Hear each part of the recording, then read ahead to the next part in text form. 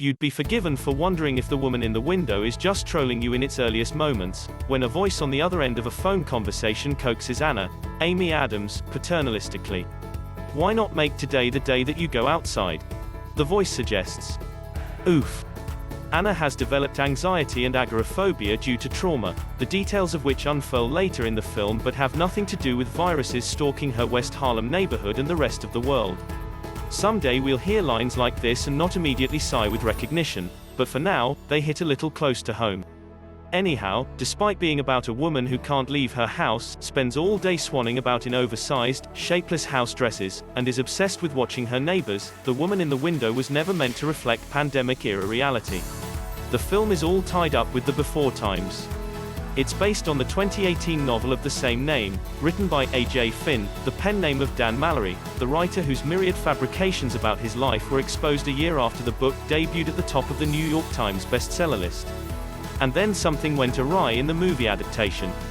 Originally slated for release in October 2019, right in the awards-contender sweet spot, The Woman in the Window was delayed after test audiences found it baffling. Oh my god. There were some plot points that people found a bit confusing. I would say possibly too opaque maybe, director Joe Wright told Entertainment Weekly. So we had to go back and clarify certain points, but I think also we tried to make sure we didn't oversimplify anything and make things too clear. So producer Scott Rudin, about whom many harrowing tales of abuse have surfaced in recent months, hired Tony Gilroy, of the Bourne series and Michael Clayton, among others, to recut the movie, aiming for a May 2020 release date. And then the pandemic happened. Movie release dates were bumped all over the place. Eventually Netflix bought the film from Disney, whose 20th Century Studios had planned to release it theatrically. So now The Woman in the Window, supposedly new and improved, has arrived on your TV. Amy Adams in The Woman in the Window. Melinda Sue Gordon, Netflix, and watching it, you have to wonder exactly what kind of a movie anyone thought they were making. The film's pedigree is impeccable.